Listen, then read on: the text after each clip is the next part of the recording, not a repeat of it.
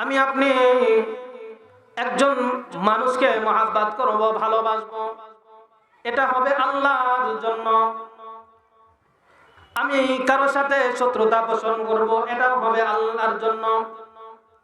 যদি আমার আর আপনার হুব্বু ফিল্লাহ বুগযু ফিল্লাহর মাকাম অর্জন হয়ে যায়,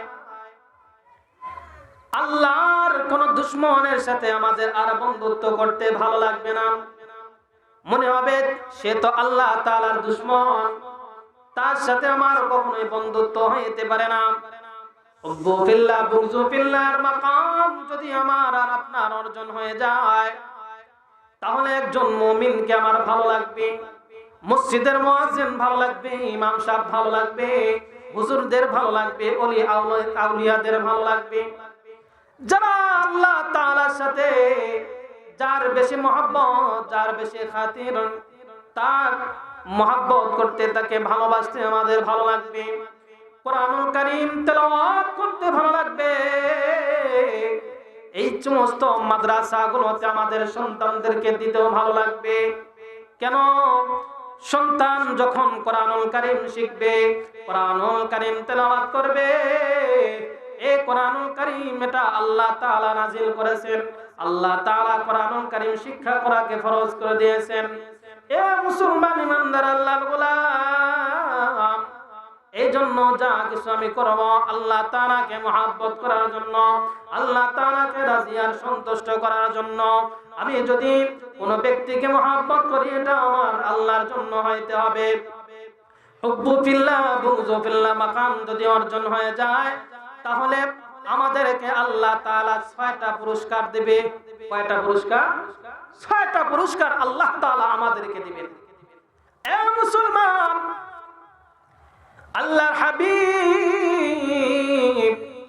রাহমাতাল লিল আলামিন নবীজি হাদিস শরীফের মধ্যে ইরশাদ করেন, আন নবী উমামা রাদিয়াল্লাহু তাআলা আনহু قال قال رسول الله صلى الله عليه وسلم من أعطى لله ومنع لله وأحب لله وأبغض لله فقد استكمل الإيمان।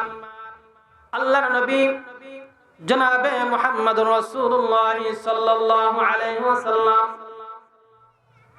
হাদিস শরীফের মধ্যে ইরশাদ করেন, কোন ব্যক্তি কাউকে কোনো কিছু দিবে, তা আল্লাহ তাআলার জন্য দিবে। আল্লাহ তাআলা দিলে আল্লাহ তাআলা সন্তুষ্টি হয়, আল্লাহ তাআলার সন্তুষ্টির জন্য দিবে। যদি কাউকে কোনো কিছু দেওয়া থেকে বিরত থাকে, সেটাও আল্লাহ তাআলার জন্য করবে। কাউকে মহব্বত করবে, ভালোবাসবে, তার সাথে বন্ধুত্ব হবে, এটা আল্লাহ তাআলার জন্য। কারো কাছ থেকে শত্রুতা হবে, এটাও আল্লাহ তাআলার জন্য। যদি এই 4টা কাজ কারো মধ্যে অর্জন হয়ে যায়, আল্লাহর নবী বলেন ফাকাদ ইস্তাকমালাল ঈমান, ওই ব্যক্তির ঈমানকে আল্লাহ তাআলা পরিপূর্ণ করে দেয়। সুবহানাল্লাহ। তাহলে আমি কাউকে কোনো কিছু দিব, এটা আল্লাহ তাআলার জন্য দিব। যদি আমি দিতে পারি আল্লাহর সন্তুষ্টির জন্য, একজন ভিক্ষুক এসে ভিক্ষা চাচ্ছে, আমি তাকে দিলাম, এটা আল্লাহর সন্তুষ্টির জন্য। একজন ব্যক্তি এসে সে আমার কাছ থেকে টাকা ধার চাচ্ছে, আমি যদি তাকে সাহায্য সহযোগিতা করি আল্লাহ তাআলার সন্তুষ্টির জন্য, তাহলে এটা এর মাধ্যমে আল্লাহ তাআলা আমার ঈমানকে কি করবেন? পরিপূর্ণ করে দিবেন, পরিপূর্ণ করে দিবেন। এক আল্লাহর বান্দা এক আল্লাহর ওলিকে কিছু টাকা হাদিয়া দিছে। হাদিয়া দেওয়ার পর ওই আল্লাহর ওলি এক সময় যখন মজমা হইতেছে, মজমার মধ্যে আলোচনা করছে যে অমুক ব্যক্তি আমাকে কিছু টাকা হাদিয়া দিয়েছে। হাদিয়ার কথা যখন সে প্রকাশ পেয়ে গেছে, সঙ্গে সঙ্গে সে বলতেছে, হুজুর আপনাকে যে আমি হাদিয়া দিয়েছিলাম, ওই হাদিয়ার টাকা আপনি আমাকে ফেরত দেন। হুজুরে হাদিয়ার টাকা ফেরত দিয়েছে। দেওয়ার পরে লোকজন আলোচনা করতেছে, রে তুই হাদিয়া দিলু আবার ফেরত দিয়া চাচ্ছ, কি কারণটা কি? সকলেই যখন চলে গেছে, সে হুজুরের কাছে এসে বলতেছে, হুজুর আপনাকে ওই টাকা আমি আবার হাদিয়া দিলাম, এর কারণটা কি? ওই আল্লাহর বান্দা বলে, হুজুর আমি যখন প্রথমে আপনাকে হাদিয়া দিয়েছিলাম, মানুষকে দেখানোর জন্য দেই নাই, মানুষের কাছে বাহবা পাওয়ার জন্য আমি দেই নাই। আপনাকে আমি হাদিয়া দিয়েছি কেবলমাত্র শুধুমাত্র আল্লাহ তাআলার সন্তুষ্টির জন্য। ও হুজুর, যখন আপনি মানুষের কাছে প্রকাশ করে দিলেন, তখন কিন্তু এই টাকা এখন আমার কাছে খারাপ লাগছে, আমি হাদিয়া দিয়েছি, এটা আপনি কেন প্রকাশ করলেন? হুজুর, লোকজন চলে গেছে, আমি আপনাকে সেই টাকা আবার হাদিয়া দিলাম। ওই সময় আমার মনের ভিতরে অহংকার এসেছে, কেন আপনি এই কথাটা বললেন? হইতে পারে আল্লাহ তাআলা এর ওসিলা আমার সেই সওয়াবটা দিবে না। আমার দুনিয়াবি কোনো স্বার্থ নয়, মানুষকে দেখানোর উদ্দেশ্য নয়, কেবলমাত্র শুধুমাত্র আমি আপনাকে হাদিয়া দিয়েছিলাম আমার আল্লাহ তাআলাকে সন্তুষ্ট করার জন্য। এই জন্য মুসলমান, কোনো কিছু আমি কাউকে দেব, এটা আল্লাহ তাআলাকে সন্তুষ্ট করার জন্য দিব। ওয়া মান আলিল্লাহ, কারো কাছ থেকে আমি কোনো কিছু দেওয়া থেকে বিরত থাকব। একজন ভিক্ষুক আসছে, আপনি তাকে চিনেন, যদি সে টাকা নেয় সুদে লাগাবে। অনেক ভিক্ষুক আছে না, সুদে কারবার করে, সুদে টাকা লাগাবে। অথবা এই টাকা দিয়ে সে অনেক ফকির মিসকিন আছে, গাঞ্জা খায়, ইয়াবা খায়, কেউ আছে বিড়ি খায়, সিগারেট খায়, বা কোনো হারাম কাজের মধ্যে লিপ্ত হবে। আপনি এটা জানেন, জানার কারণে আপনি তাকে এটা দিলেন না। দেওয়া থেকে বিরত থাকলেন কেন? যদি আমি তাকে না দেই তাহলে সে গুনাহ থেকে বেঁচে যাবে। আমি তাকে দিলাম না, না দেওয়ার কারণ হলো আমার আল্লাহকে সন্তুষ্ট করার জন্য। সন্তান এসে আপনার কাছে টাকা চায়, বাবা টাকা দাও। আপনি যদি জানেন আপনার সন্তান নেশাখোর, নেশা খায়, বা অন্য খারাপ কাজের মধ্যে লিপ্ত হবে, গান বাদ্য করবে, অবৈধভাবে খেলাধুলা করবে, এই সমস্ত টাকা যখন চাবে আপনি বিরত থাকবেন।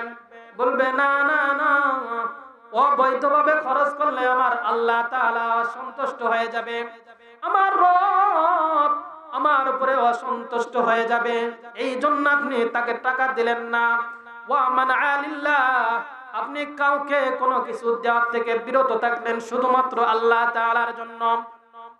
ওয়া আহাব্বা লিল্লাহ,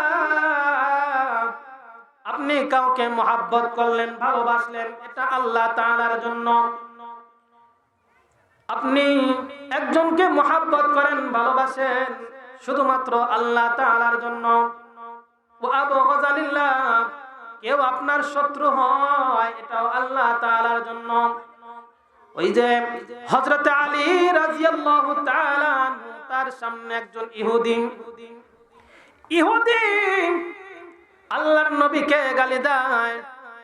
আল্লাহর নবীকে গালি দেওয়ার কারণে হযরত আলী ওই আল্লাহর বান্দাকে অ্যাটাক করেছে, ধরে মাটির মধ্যে শোয়া দিছে। তার কাছে ছিল তো আর তলোয়ার বের করছে, আঘাত করবে। এমন সময় নিচ থেকে ওই আল্লাহর বান্দা হযরত আলী রাদিয়াল্লাহু তাআলা আনহুর মুখে থুতু নিক্ষেপ করে দিয়েছে। থুতু নিক্ষেপ করার সঙ্গে সঙ্গে হযরত আলী রাদিয়াল্লাহু তাআলা আনহু তাকে ছেড়ে দিয়েছে।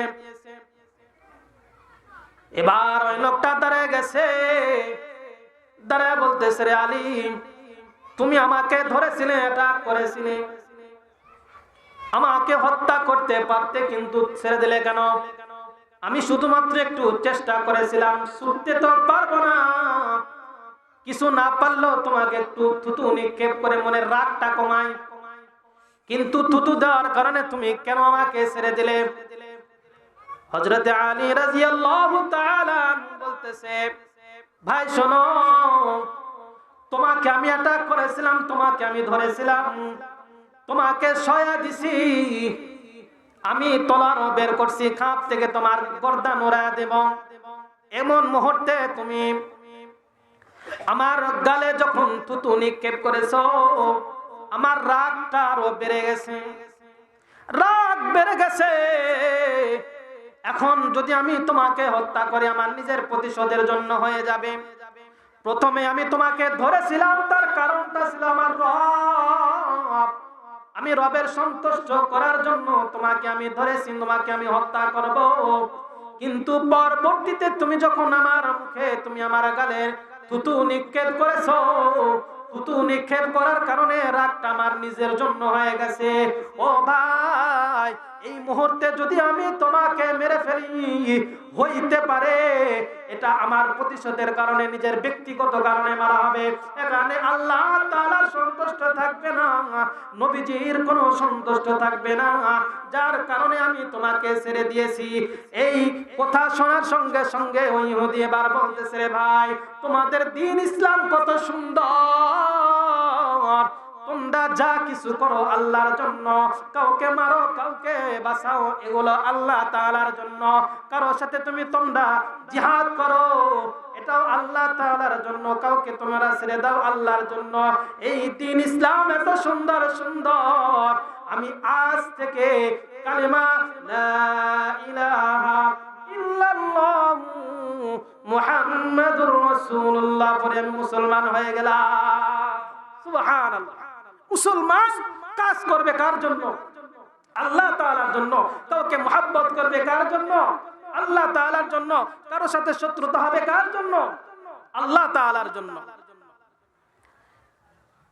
নবীজির অনেকগুলো সাহাবীদের মধ্যে সবচেয়ে বড় সাহাবী, তার নাম হলো আবু বকর সিদ্দিক রাদিয়াল্লাহু তাআলা। চারজন সাহাবীদের মধ্যে সবচেয়ে বড় আবু বকর রাদিয়াল্লাহু তাআলা আনহু। তিনি এতই দিল নরমওয়ালা একজন সাহাবী, অত্যন্ত দয়ালু সাহাবী।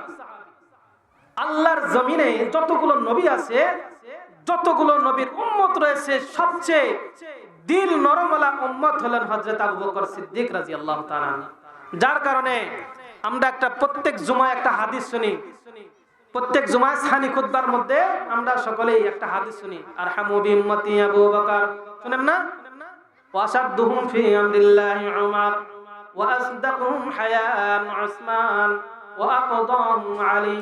এই হাদিস আমাদের সকলেরই মুখস্থ। কেউ যদি এখানে ভুল করে, আপনারা ভুল ধরতে পারবেন, এ হুজুর ভুল করছে, তাই না?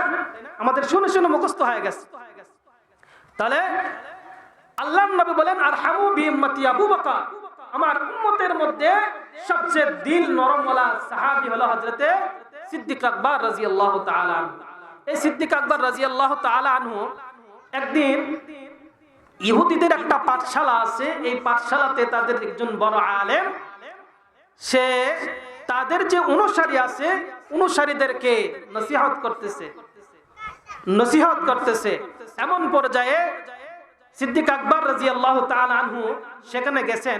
যাওয়ার পরে ওই ইহুদি বড় আলেমকে বলতেছে, ও ইহুদি বড় আলেম, শোনো, তোমরা তো তাওরাত মানো, তোমরা আল্লাহর কিতাব মানো, তোমরা তো আহলে কিতাব, তো তোমাদের কিতাবের মধ্যেই আছে আখেরি জামানার পয়গম্বর আসবে, তারপরে কোরআন নাজিল হবে। তো সেই রবের পক্ষ থেকে আমি তোমার কাছে কোরআনের দাওয়াত দিচ্ছি, যে রব কোরআনুল কারীম নাজিল করেছেন, যে নবীর উপরে নাজিল করেছেন, সেই নবীকে তোমরা মেনে নাও, সেই নবীকে মেনে নাও। এই কথা বলার সঙ্গে সঙ্গে ইহুদি বড় আলেম বলতেছে, রে আবু বকর, কোন রবের তোমরা দাওয়াত দাও? যে রব অত্যন্ত ফকির। নাউজুবিল্লাহ বলেন যে তোমাদের রব তো ফকির, আমরা হলাম ধনী, ওই ফকির রবের দাওয়াত তুমি আমাকে দিচ্ছ? এই কথা শোনার সঙ্গে সঙ্গে হযরত আবু বকর, দিল নরমওয়ালা মানুষ, তিনি রেগে গেছেন। রেগে গিয়ে ওই ইহুদি আলেমকে তিনি আঘাত করছেন। আবু বকর সিদ্দিক রাদিয়াল্লাহু তাআলা আনহু ছিলেন দিল নরমওয়ালা। আল্লাহ তাআলা সাহাবীদের ব্যাপারে বলছেন, মুহাম্মাদুর রাসূলুল্লাহ ওয়াল্লাযীনা মা'আহু আশিদ্দাউ আলাল কুফফারি রুহামাউ বাইনাহুম। যে মুহাম্মাদুর রাসূলুল্লাহ, মুহাম্মদ আল্লাহর রাসূল সাল্লাল্লাহু আলাইহি সাল্লাম, ওয়াল্লাযীনা মা'আহু আশিদ্দাউ আলাল কুফফার, এরা কাফেরদের ব্যাপারে কঠোর, রুহামাউ বাইনাহুম, কিন্তু পরস্পর তারা অত্যন্ত দিল নরম, সহানুভূতি তাদের সাথে থাকে। কিন্তু কাফেরদের ব্যাপারে আল্লাহর নবীর সাহাবীরা কি কঠোর। তো আবু বকর সিদ্দিক রাদিয়াল্লাহু তাআলা আনহু অত্যন্ত দিল নরমওয়ালা সাহাবী হওয়া সত্ত্বেও যখন সে আল্লাহ তাআলার ব্যাপারে এমন একটা কথা বলেছে, আবু বকর তিনি দেখলেন না যে এখানে তার অনেক অনুসারী রয়েছে, এখন যদি আমি একে অ্যাটাক করি, একে আঘাত করি, তাহলে সকলে আমাকে মারবে। এই চিন্তা না করে আল্লাহর মহব্বতে, আল্লাহকে ভালোবাসার জন্য, আল্লাহর জন্য সে মহব্বত করে, আল্লাহকে মহব্বত করেছে, আল্লাহর জন্য সে কাফেরের সাথে শত্রুতা করে তাকে আঘাত করেছে। আঘাত করার পর ওই ইহুদি বড় আলেম চিন্তা করতেছে, আবু বকর আমাকে আঘাত করেছে, এর বিচার আমি এখন কার কাছে দিব? এত বড় একজন সাহাবী। ওই ইহুদি বড় আলেম চিন্তা করতেছে, কোন সাহাবীকে বলে কাম হবে না, নবীর কাছে যাইতে হবে। নবীজির কাছে চলে যায়। যাওয়ার পর নবীজির কাছে নালিশ দিতেছে, ও মুহাম্মদ বিন আব্দুল্লাহ, এই যে দেখেন না আমাকে মেরে শেষ করে দিয়েছে, কে মারছে? বলে আবু বকর। বলে না না, আমার আবু বকর তো এরকম লোক নয়, নবীও বিশ্বাস করে না যে আবু বকর মারতে পারে, মনে হয় তোমার নাম ভুল হইতেছে, ওমর মারছে। বলে না না না, ওমর মারে নাই, আমাকে মারছে আবু বকর, আপনার বন্ধু। ইতিমধ্যে হযরত আবু বকর রাদিয়াল্লাহু তাআলা আনহু চলে আসছে। আসার পর নবীজি আবু বকরকে জিজ্ঞাসা করে, ভাই এ আবু বকর, তুমি এই ইহুদিকে মারছো? বলে হ্যাঁ আমি মারছি। নবী আশ্চর্য হয়ে গেছে, আবু বকর তুমি মারছো? ইয়া রাসূলুল্লাহ, হ্যাঁ হ্যাঁ আমি মারছি, কিন্তু কেন মারছি এটাও আপনি তার কাছ থেকে শুনেন। কেন মারছি এটা তার কাছ থেকে আপনি শুনেন। ও মুসলমান, এই যে কোনো কিছু হইলে আল্লাহর বিরুদ্ধে, নবীর বিরুদ্ধে যখন কটূক্তি করা হয়, তখন উলামায়ে কেরাম আর ঘরে বসে থাকতে পারে না। উলামায়ে কেরাম যারা মাদ্রাসার মধ্যে দরস দিবে, মসজিদে ইমামতি করবে, এদের রাস্তায়, সংসদের, এরপরে রাজপথে এদের কোনো কাজ নাই। কিন্তু যখন আল্লাহকে নিয়ে, নবীকে নিয়ে যখন কটূক্তি করে, এই সমস্ত উলামায়ে কেরাম কিন্তু ঘরের মধ্যে বসে থাকতে পারে না, ঠিক না বলেন? ও মুসলমান, যখন আল্লাহর বিরুদ্ধে কটূক্তি করা হয়, নবীকে নিয়ে কটূক্তি করা হয়, ওই সময় উলামায়ে কেরাম রাস্তার মধ্যে বের হলে আপনাদের জ্বলে। কিন্তু এই সমস্ত উলামায়ে কেরাম তারা ঘরের মধ্যে থাকার লোক, মাদ্রাসার মধ্যে থাকার লোক, তারা কেন বের হয়ে আসছে এই কথাটা আপনারা দেখলেন না।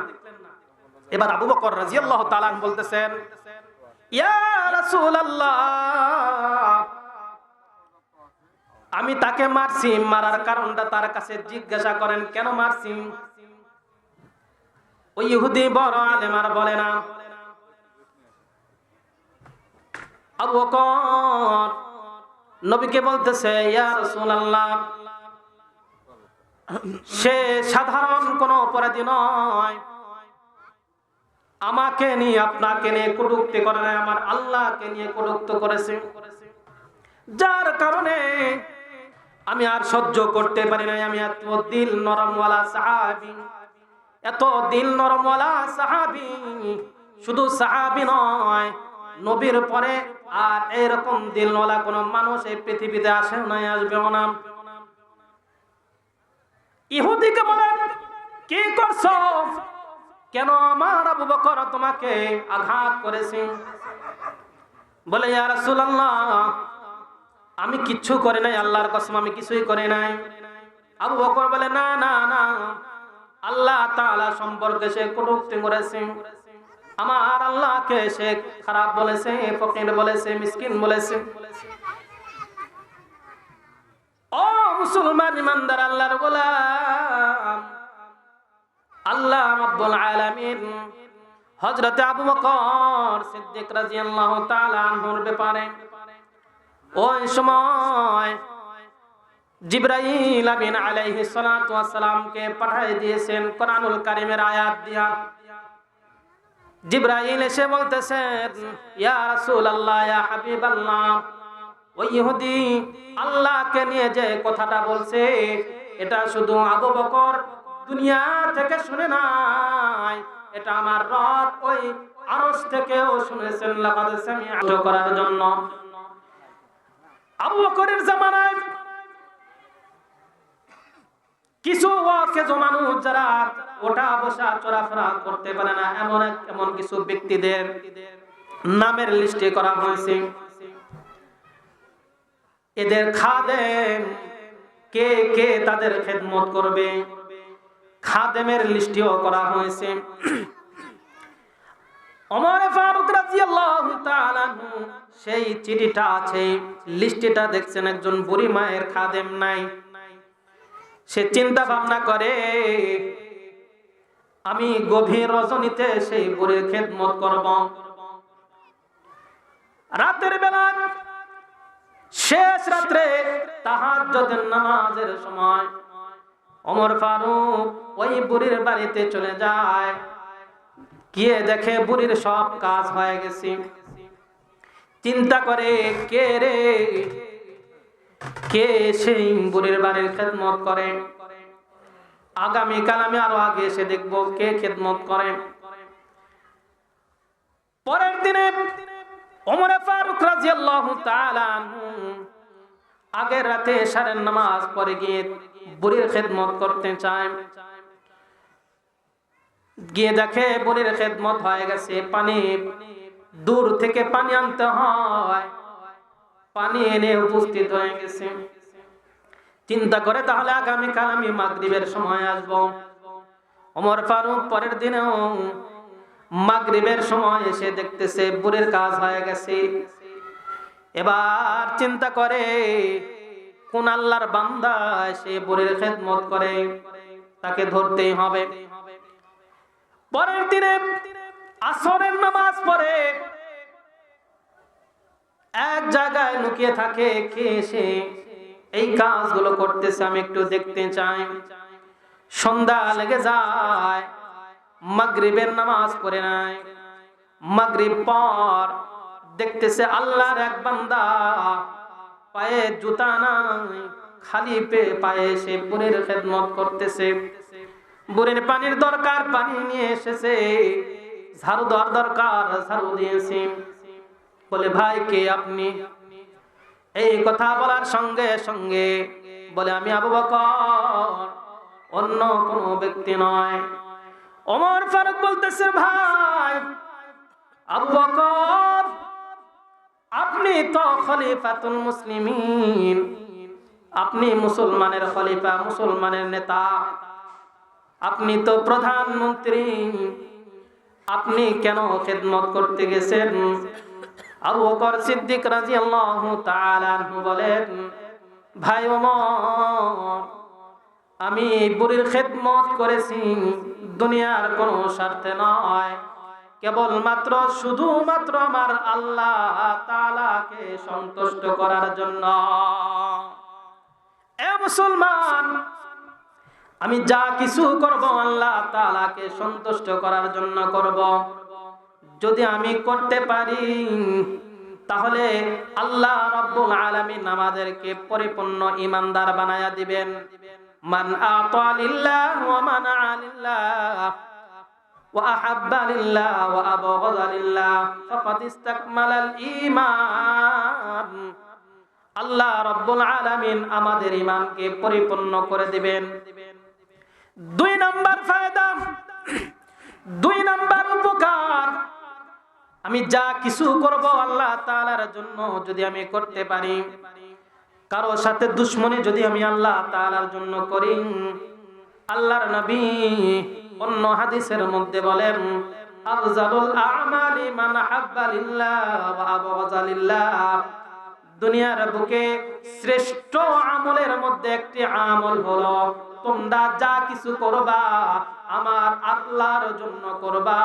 তোমরা যা কিছু থেকে বিরত থাকবা, কারোর সাথে শত্রুতা করবা তো আল্লাহর জন্য করবা, এটা হবে উত্তম আমল।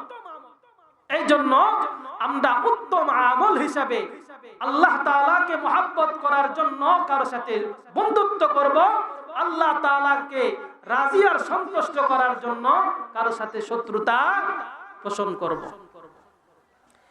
3 নাম্বার আমাদের যে ফায়দা, হুব্বু ফিল্লাহ বুগযু ফিল্লাহর মাকাম যদি আমরা অর্জন করতে পারি, তাহলে আমাদের জন্য 3 নাম্বার উপকার ফায়দা হবে।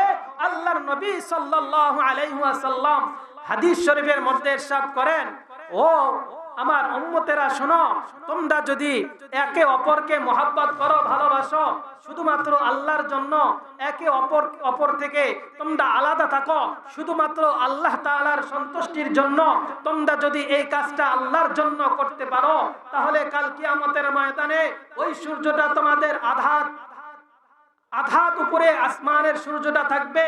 মানুষ তার পাপ অনুযায়ী ঘামতে ঘামতে, কারো পা পর্যন্ত, কারো মাজা পর্যন্ত, কারো বুক পর্যন্ত, কারো মাথা পর্যন্ত। ও মুসলমান, এই ঘামের সমুদ্রের মধ্যে কেউ গুনাহের কারণে সে হাবুডুবু খাইতে থাকবে।